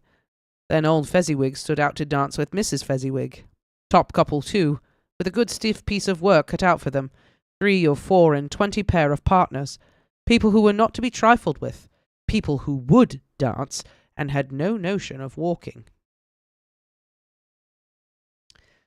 But if they had been twice as many, 4 times, old Fezziwig would have been a match for them, and so would Mrs. Fezziwig. As to her, she was worthy to be his partner in every sense of the term. If that's not high praise, tell me higher, and I'll use it. A positive light appeared to issue from Fezziwig's calves. They shone in every part of the dance like moons. You couldn't have predicted, at any given time, what would have become of them next. And when old Fezziwig and Mrs. Fezziwig had gone all through the dance, advance and retire, both hands to your partner, bow and curtsy, corkscrew, thread the needle, and back again to your place, Fezziwig cut so deftly that he appeared to wink with his legs, and came upon his feet again without a stagger. When the clock struck 11, this domestic ball broke up. Mr. and Mrs. Fezziwig took their stations, one on either side of the door, and shaking hands with every person individually as he or she went out, wished him or her a Merry Christmas. When everybody had retired but the 2 prentices, they did the same to them, and thus the cheerful voices died away, and the lads were left to their beds, which were under a counter in the back shop. During the whole of this time, Scrooge had acted like a man out of his wits. His heart and soul were in the scene, and with his former self. He corroborated everything, remembered everything, enjoyed everything, and underwent the strangest agitation. It was not until now, when the bright faces of his former self and Dick were turned from them, that he remembered the ghost, and became conscious that it was looking full upon him, while the light upon its head burnt very clear. "A small matter," said the ghost, "to make these silly folks so full of gratitude." "Small," echoed Scrooge. The spirit signed to him to listen to the 2 prentices, who were pouring out their hearts in praise of Fezziwig, and when he had done so, said, "Why, is it not? He has spent but a few pounds of your mortal money, 3 or 4 perhaps. Is that so much that he deserves this praise?" "It isn't that," said Scrooge, heated by the remark, and speaking unconsciously like his former, not his latter, self. "It isn't that, Spirit. He has the power to render us happy or unhappy, to make our service light or burdensome, a pleasure or a toil. Say that his power lies in words and looks, in things so slight and insignificant that it is impossible to add and count them up. What then? The happiness he gives is quite as great as if it cost a fortune." He felt the spirit's glance and stopped. "What is the matter?" asked the ghost. "Nothing particular," said Scrooge. "Something, I think," the ghost insisted. No, said Scrooge. no, I should like to be able to say a word or two to my clerk just now. That's all. His former self turned down the lamps as he gave utterance to the wish, and Scrooge and the ghost again stood side by side in the open air. "My time grows short," observed the spirit. "Quick!" This was not addressed to Scrooge or to anyone whom he could see, but it produced an immediate effect. For again Scrooge saw himself. He was older now, a man in the prime of his life. His face had not the harsh and rigid lines of later years, but it had begun to wear the signs of care and avarice. There was an eager, greedy, restless motion in the eye, which showed the passion that had taken root, and where the shadow of the growing tree would fall. He was not alone, but sat by the side of a fair young girl in a mourning dress, in whose eyes there were tears, which sparkled in the light that shone out of the ghost of Christmas past. "It matters little," she said softly. "To you, very little. Another idol has displaced me, and if it can cheer and comfort you in time to come, as I would have tried to do, I have no just cause to grieve." "What idol has displaced you?" he rejoined. "A golden one." "This is the even-handed dealing of the world," he said. "There is nothing on which it is so hard as poverty, and there is nothing it professes to condemn with such severity as the pursuit of wealth." "You fear the world too much," she answered. "All your other hopes have merged into the hope of being beyond the chance of its sordid reproach. I have seen your nobler aspirations fall off one by one, until the master passion, gain, engrosses you. Have I not?" "What then?" he retorted. "Even if I have grown so much wiser, what then? I am not changed towards you." She shook her head. "Am I?" "Our contract is an old one. It was made when we were both poor and content to be so, until, in good season, we could improve our worldly fortune, but by our patient industry. You are changed. When it was made, you were another man." "I was a boy then," he said impatiently. "Your own feelings tells you that you are not what you are," she returned. "I am. That which promises happiness when we were one in heart is fraught with misery now that we are two. How often and how keenly I have thought of this, I will not say. It is enough that I have thought of it, and can release you." "Have I ever sought release?" "In words, no. Never." "In what then?" "In a changed nature, in an altered spirit, in another atmosphere of life, another hope as its great end, in everything that made my love of any worth or value in your sight. If this had ever been between us," said the girl, looking mildly, but with steadiness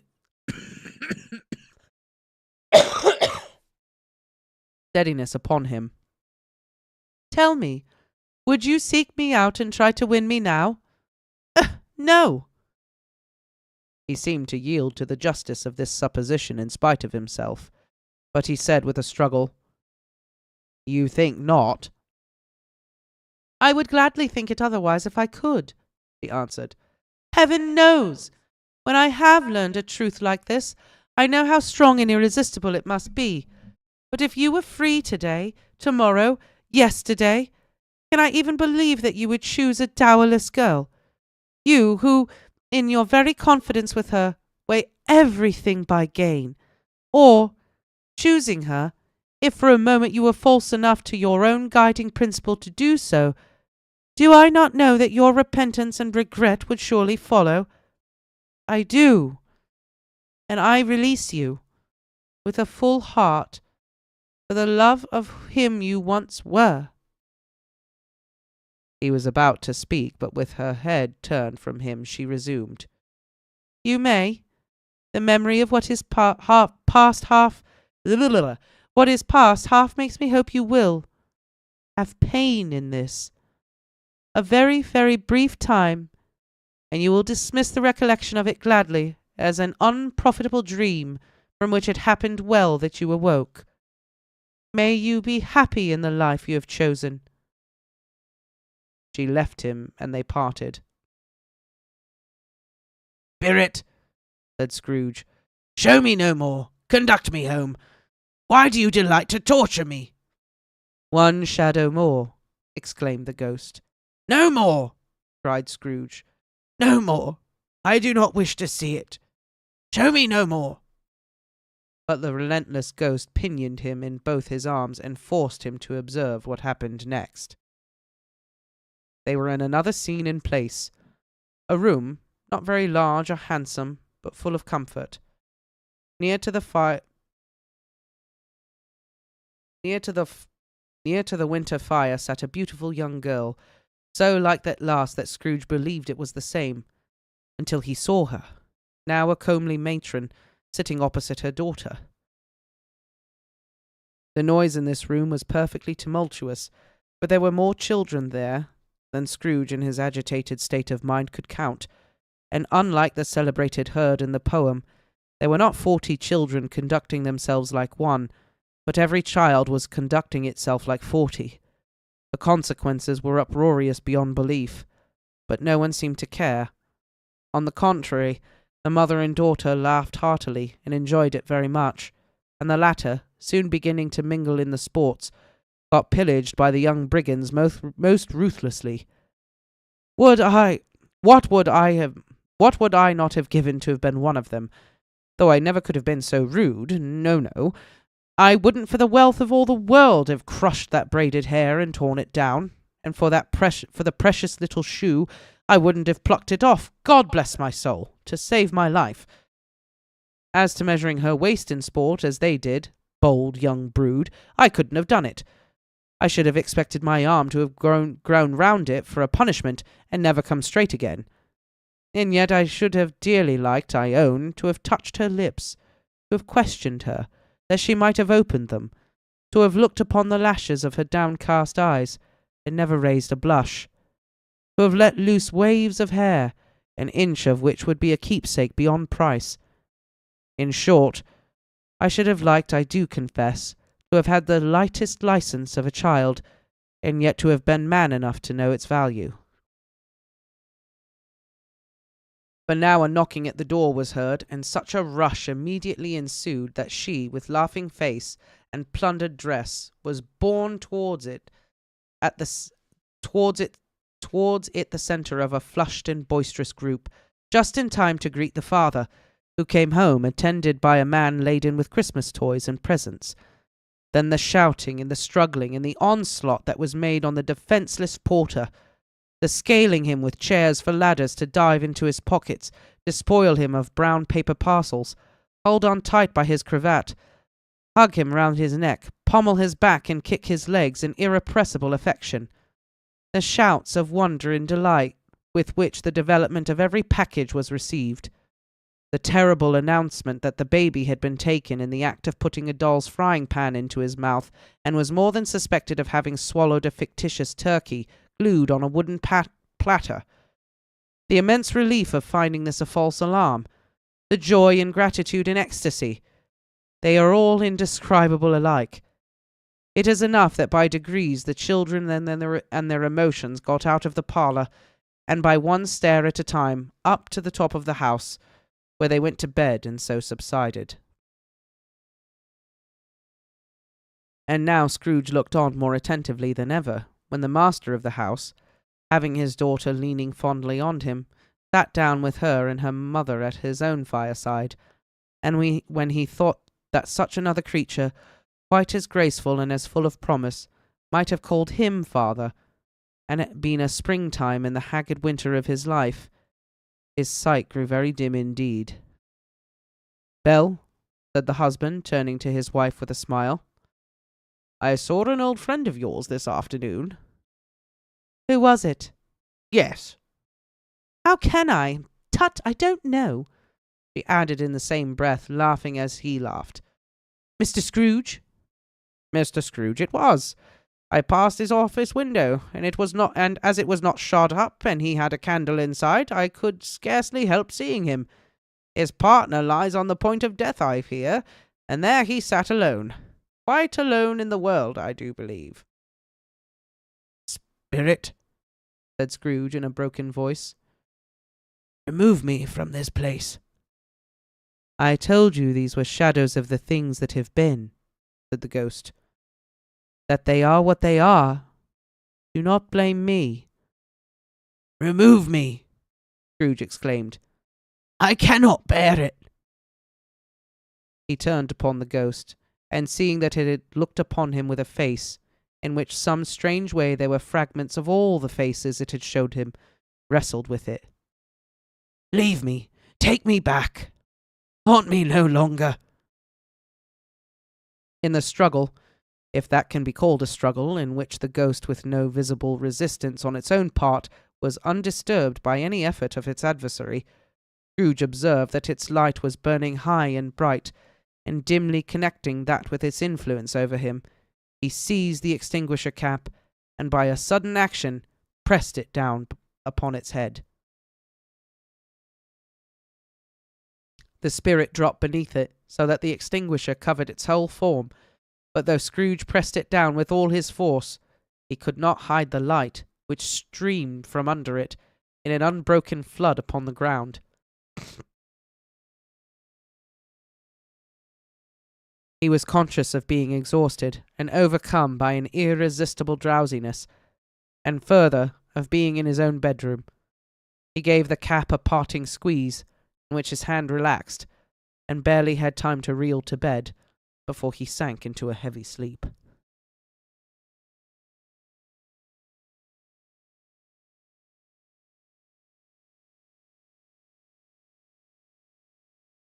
Oh, that actually helped. Jackson keeps muting and unmuting my mic. Oh, Jackson. He's our audio guy now. Been replaced. Oh, I remembered what it was in the previous chapter when we were talking about like the phrases and stuff that I really liked. Did people really say poo poo to things? Oh. I'm assuming so. What was he? He turned to something and was like poo poo. Yeah. Just, Yeah.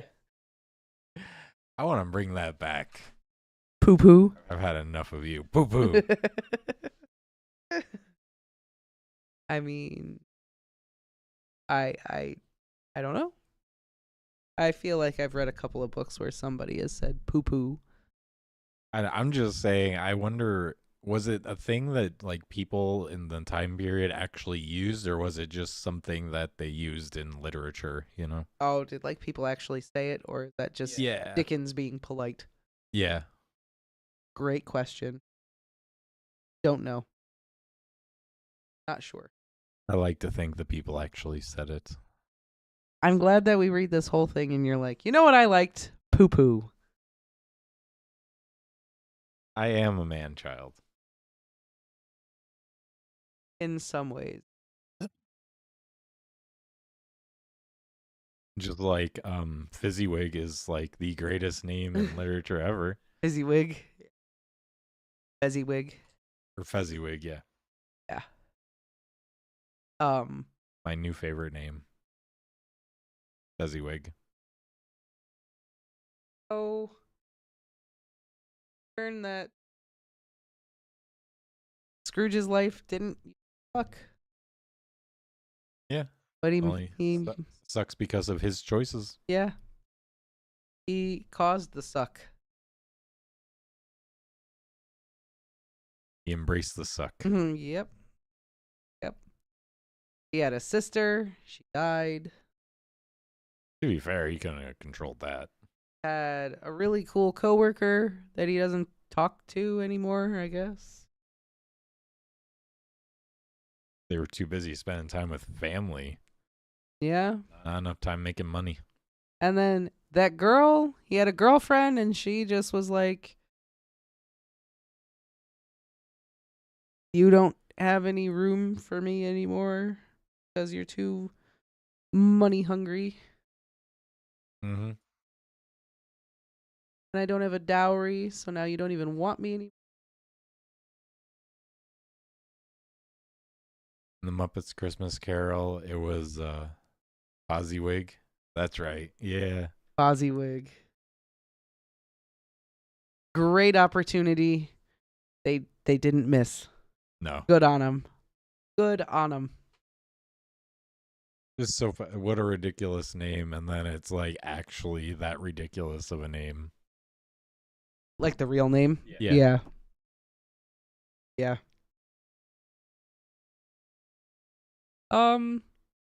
Yeah, Scrooge is not having a good time. And then I also feel like this chapter kind of emphasized why we just don't really call people Dick anymore. Just the way it was like worded and everything. He's just like, Ebenezer, Dick.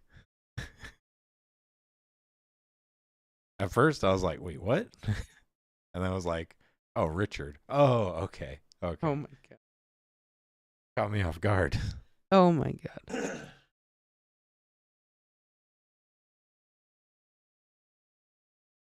So Scrooge is learning the value of free fun. Almost free fun. Not everything has to cost a lot of money, and he's starting to be like, "Oh man, I wish I'd have said something to my clerk." He's like starting to regret things now. The change is happening. Seeing the error of his ways. Starting to see the errors of his ways, realize that maybe he didn't make some great choices. Maybe money isn't everything. Maybe money isn't actually everything.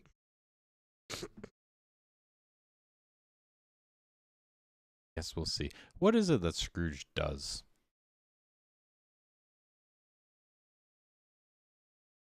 Did I miss that? Money changing, right? Isn't that what it said? Was that it? I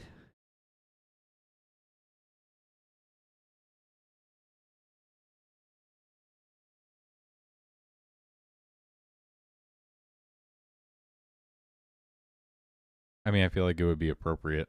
Scrooge is trained to be in investment banking. Ends up owning his own house. He's become wealthy, but he's a money lender and charges ridiculously high interest. Oh, so he like he's a loan shark. Yeah. Pretty much he's a predatory credit card company. Giving out payday loans. Yeah, he's credit one. Oh my god. That's crazy. I never really knew what he did. It's just like I knew he had the like name, you know, just reminded me of like a law firm. I thought he was like a lawyer or something. Oh, Scrooge. Yeah. But no, he's a money lender. He's just he's a loan shark. He's a loan shark, for better or worse, yeah. Oh, it's all for worse. Oh, Melanie says, I wonder if Charles Dickens was pulling another naughty joke. He was much attached to me, was Dick. Like Master Charlie Bates in Oliver Twist. Master Bates. I'd like to think I'm so. gonna think that Charles yes. Dickens definitely had a good sense of humor. Oh, for sure. 100%. I would like to think so.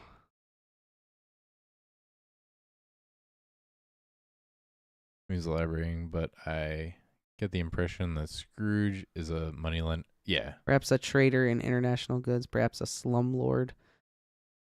They said money changing at some point in like the first or second chapter. They said his counting house, and they said something about money changing, and that to me read as like he was like a lender, loan shark. I mean, either way, yeah, kind of fits his character. It does. Well, in Charles Dickens' day, having debts and taking out debts and credits and things was very bad. Well, yeah. If you had debts, it was considered very, very negative and terrible, and there was like no such thing as having good and bad debt. It was all bad. Versus now. I mean, if you can get away with not having debt, it's like all bad. But I mean, there's some that are better than others. But I'm just saying, in Charles I Dickens' day, also- like they didn't do that. You wanted to have no debt whatsoever. If you took out a debt for it, people were like, "Oh, you got a debt? Ooh." I think it was back to like the Roman Empire days, but for a while in human history, it was illegal actually to charge interest on a loan. If you lent out money, And we have It that was- back. right?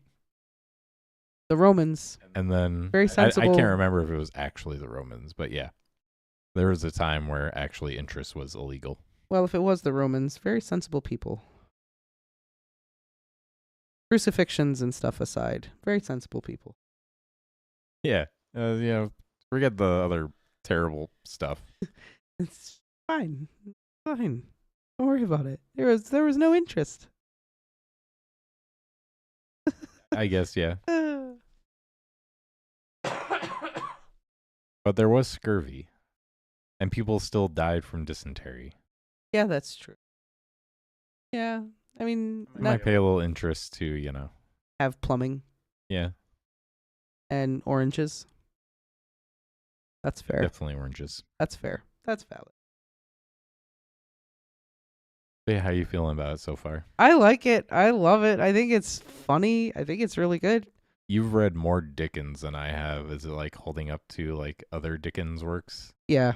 Yeah. so far? Do you think this is where would you rank this so far?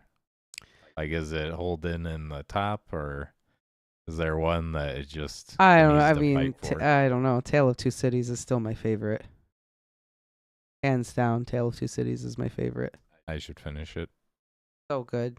I couldn't make it through it. Because Tale of Two Cities does this kind of stuff. It has this kind of like cheeky humor, but then also makes me cry. Oh. The very end, the last like couple chapters where it all just, makes me cry. Don't lose hope yet. This one might make you cry. I mean, maybe Who it will. knows? Maybe it will. Oh, Melanie says in the Old Testament, Hebrews were not allowed to charge interest on a loan to fellow Hebrews, but they could charge interest to a foreigner. Makes sense. I get it. Bro code. Yep. Or the brew code. The brew. But no, this is good. It part of one of the reasons why I like Charles Dickens so much is because he's funny. And he's like you read this and like I can kind of see like where Douglas Adams gets it from. Like later writers where they get their sense of humor because there's like a classicness to it, but there's also some very like modern British humor flavor in here. Mm-hmm. Like that's the way he says certain things. I'm like, I could see that in like a Monty Python script somewhere. Yeah, definitely. There's definitely that air of British humor. Yeah, it's there. He was British, so Well, I mean, I'm saying like I think I could see like where the influence is, where it's coming from. This is very, very funny. How many kneecaps do you think Scrooge broke? To get his money. Was Marley the enforcer? Was he the one that broke the kneecaps? Yeah, those chains. Legit. Weapon of choice. Chains he made in real life. I feel like Scrooge has definitely ruined some lives. Oh, definitely. Oh, a lot of them. Breaking kneecaps. But hey, he's going to buy a turkey and help Tiny Tim out. So, that makes up for it, right? Yeah, it'll definitely make amends for all of it, for sure.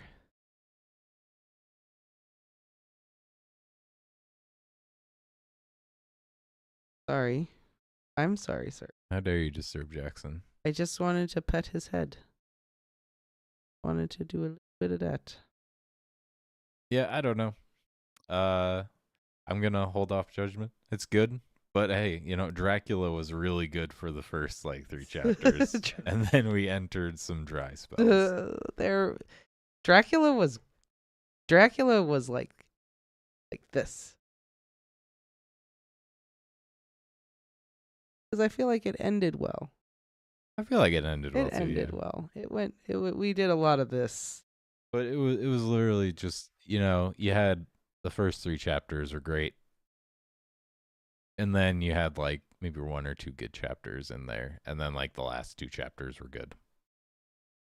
I mean, this is a lot shorter than Dracula, so That's true. Less chances for Dickens to mess up. Yeah. And I hear that he's a pretty okay writer, so. yeah, I think he's got some. I did at some point. I know he had an affair with like the nanny in his house. Oh, okay. It was like, his life was very colorful, I guess. Oh, was that it? Yeah, it was just a like fun tidbit. Oh. It was just When a he said his little- life was colorful, I thought you were going to go down. Nope, like I wasn't gonna do any more. He That was. broke some kneecaps or something. I mean, maybe he did. I don't know. I just heard the story about how he had an affair with the nanny or something. Are you growing your nails now? They have always been this way. They just always have nail polish on them. They just don't have nail polish on them today. And hide them if they make everyone uncomfortable. Nope, that's just what they look like. No, most people think that they're like fake. Yeah, most people do think that they're fake. I get when they find out they're real, they go, "What? What? That's crazy." What was I gonna say? I don't know. We'll have to wait and see if it holds up to expectation. I mean, maybe the next chapter will be like very dull and boring. I don't know. I don't think it should be though, No, because but I think the next ghost in and of himself should be fun. I remember him as like the haggard looking Muppet. Yeah, the big jolly Yeah. Batman. Yeah, he was pretty funny. So yeah, I'm sure he'll be pretty funny. That one will be great. I think the one after that is like It's like the serious. it's the Grim Reaper. Yeah. One that'll be the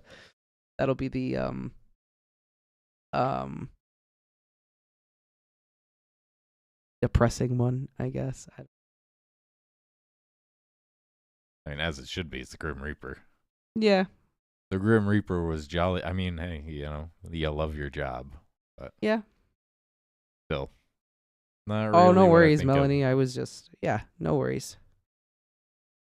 Well, on that note, Yeah, on that note, I think that I think we're gonna leave it for now. mhm. This is pretty short, so we should be able to get through it definitely before Christmas, right before Christmas. And we will do this again sometime next week. I was gonna ask when well, we'll figure it out. Doesn't matter now. We will figure it out. Just keep an eye on the Discord, and we'll let you know when we're gonna do it again. Probably sometime within the next week. We will read more. All right. Until then, have a great night, everyone. Have a lovely and evening, everybody. Happy holidays.